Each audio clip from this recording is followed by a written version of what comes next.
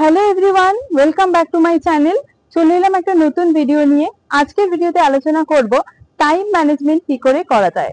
আমাদের প্রত্যেকের হাতেই 24 ঘন্টা সময় থাকে, কিন্তু অনেকেই আছে যারা সফল এবং অনেকেই আছে যারা টাইমকে ম্যানেজ করতে না পেরে সারা জীবন স্ট্রাগল করে যায়, কিন্তু জীবনে কিছুই করতে পারে না।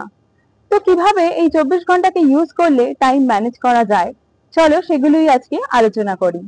টাইম ম্যানেজমেন্ট নিয়ে সকলেরই সমস্যা, তাই না?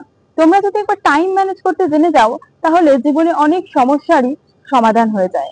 বড় বড় সফল ব্যক্তিরা কিন্তু দারুণভাবে টাইম ম্যানেজ করতে জানেন, তাই জন্য তারা এত সফল। তারাও যেমন 24 ঘন্টা পান, আমরাও তো 24 ঘন্টাই পাই, অর্থাৎ সকলেই 24 ঘন্টা পান।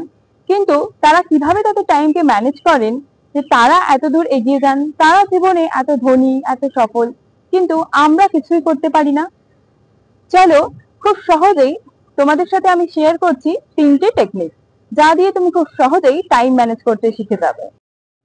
এই 3টে টেকনিক বলার আগে তোমাদেরকে একটা কথা বলে রাখি, তোমরা সবাই জানো টাইম ইজ মানি, অর্থাৎ টাকাকে আমরা সময়ের সঙ্গেই তুলনা করি, বা সময়কে আমরা টাকার সাথে তুলনা করি। তাই টাইম কি করে ম্যানেজ করতে হয় সেটা জানার আগে টাকা কি করে ম্যানেজ করতে হয় সেটা যদি তোমরা জানতে পারো, তাহলে খুব সহজেই সেটা বুঝতে পারবে। তো আমরা ছোটবেলা থেকে কম বেশি টাকা সেভ করি, মানে টাকা বাঁচাই, টাকা ম্যানেজ করি, সেটা আমরা জানি।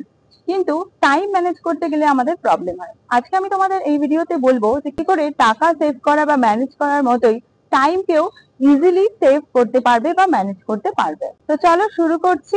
ভিডিওটা শুরু করার আগে প্লিজ একটা লাইক করে দিও, যাতে আমি আরো নতুন নতুন ভিডিও আনার মোটিভেশন পাই। টেকনিক 1, ধরো তোমার কাছে 500 টাকা আছে, আর তোমাকে বলা হলো যে এই 500 টাকায় 20টা জিনিস কিনতে হবে। তুমি বাজারে চলে গেলে, 20টা জিনিসের মধ্যে তুমি 500 টাকায় কোন জিনিসগুলো আগে কিনবে? তুমি অবশ্যই যে জিনিসগুলো প্রয়োজনীয় সেই জিনিসগুলো কিনবে। তারপর যদি তোমার টাকা বাঁচে, তাহলেই তুমি অপ্রয়োজনীয় জিনিসগুলো কিনবে। কারণ 20টা জিনিসই তুমি যদি 500 টাকায় কিনতে যাও, তাহলে হয়তো সবটা কিনে উঠতে পারবে না। সময়ের ক্ষেত্রেও ঠিক সেরকম। তোমার কাছে 24 ঘন্টাই বেঁধে দেওয়া আছে, কিন্তু কাজ রয়েছে অফুরন্ত। প্রয়োজনীয় কাজ, অপ্রয়োজনীয় কাজ, তোমার নিজস্ব কাজ, পড়াশোনা, বা তোমার চাকরি, রান্না, বাচ্চাকে দেখা, সোশ্যাল মিডিয়া স্ক্রল করা, সবই তো কাজের মধ্যেই পড়ে, তাই না? কিন্তু তোমাকে আগে দেখতে হবে কোন কাজগুলো গুরুত্বপূর্ণ আর কোন কাজগুলো অগুরুত্বপূর্ণ। তাই সময়ের শুরুতেই গুরুত্বপূর্ণ কাজগুলো আগে চটপট সেরে ফেলো। তারপর যদি তোমার হাতে সময় বাঁচে, তাহলেই অপ্রয়োজনীয় কাজগুলো করবে। তাহলে তুমি খুব সহজেই টাইম ম্যানেজ করতে শিখে যাবে। তাই দিনের শুরুতে যত ইম্পর্টেন্ট কাজের লিস্টগুলো করে নাও। তারপর সেই কাজগুলো হয়ে যাওয়ার পরে যখন তোমার হাতে সময় থাকবে, তখন তুমি যত অপ্রয়োজনীয় কাজ সেগুলো করবে। বন্ধুদের সাথে কথা বলা, সোশ্যাল মিডিয়া স্ক্রলিং করা, বা অন্যান্য কাজ যেগুলো করে জাস্ট টাইম পাস করা হয়। টেকনিক নাম্বার 2, আমরা ছোটবেলা থেকে সকলেই টাকা বাঁচাতে জানি বা টাকা সেভ করতে জানি। যদি মা বাবা আমাদেরকে 50 টাকা দেয়, তো আমরা চেষ্টা করতাম 40 টাকা খরচা করে 10 টাকা বাঁচানোর। এক্ষেত্রেও তোমাকে যে 500 টাকাটা দেওয়া হয়েছে, তুমি যদি শুধু প্রয়োজনীয় জিনিসগুলো কেনো এবং তার থেকে কিছু টাকা সেভ করে রাখো এবং ভবিষ্যতের আরো কিছু প্রয়োজনীয় জিনিস কিনে নাও, তাহলে কিন্তু তোমার ভবিষ্যৎটা সুন্দর হয়। ভবিষ্যতে কিন্তু তোমাকে আর চিন্তা করতে হয় না, কারণ অলরেডি তুমি কিছু জিনিস কিনে নিয়েছো। এরকম ভাবে টাইমকেও সেভ করতে হবে। মনে করো আজকে তুমি 24 ঘন্টা পেয়েছো, 24 ঘন্টা শুধুমাত্র প্রয়োজনীয় কাজগুলো করার পর আগামীকালের কিছু প্রয়োজনীয় কাজ যদি আজকেই সেরে রাখতে পারো, তাহলে কিন্তু আগামীকাল তোমার অতটা স্ট্রেস হয় না। ধরো কাল সকালে তোমাকে অফিস বেরোতে হবে, তাই অফিসের ব্যাগটা তুমি আজকেই গুছিয়ে রাখলে। কিংবা কালকে সকালে একটা অনুষ্ঠান আছে যেখানে হয়তো অনেক লোকজন আসবে, তার বাজারটা তুমি আজকে করে রাখলে। এইভাবে যদি তুমি টাইম বাঁচিয়ে আগামী দিনের কাজগুলো সেরে নাও, তাহলে কিন্তু নেক্সট দিন তোমার অতটা স্ট্রেস হয় না। এবারে বলবো 3 নম্বর টেকনিক। তোমার কাছে 500 টাকা আছে, কিন্তু যে 20টা জিনিস তোমাকে কিনতে বলা হয়েছে সেগুলো সবগুলোই ইম্পর্টেন্ট, তোমাকে কিনতেই হবে। তাহলে তুমি 500 টাকায় কুলোতে না পারলে কি করবে?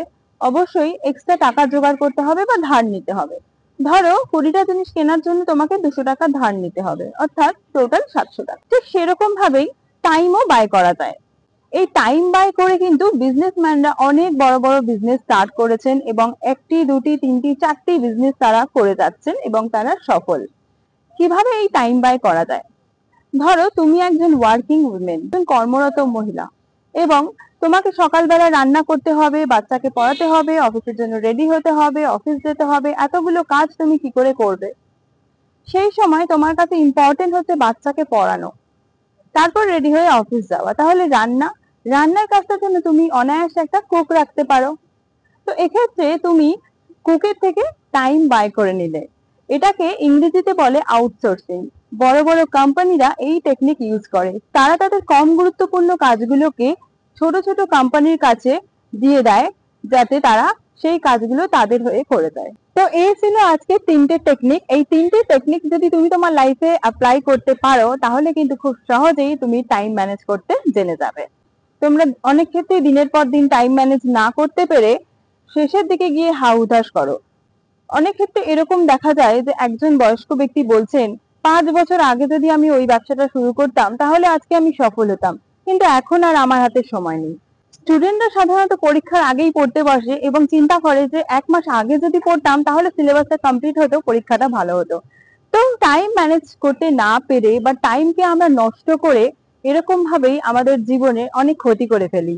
তো তোমরা অবশ্যই চেষ্টা করো সবসময় সময়কে অযথা নষ্ট না করে সময়কে ইউটিলাইজ করার এবং কোনো একটা ভালো প্রোডাক্টিভ কাজে সময়কে ব্যবহার করার, যাতে তোমাদের ভবিষ্যৎ উজ্জ্বল হয়।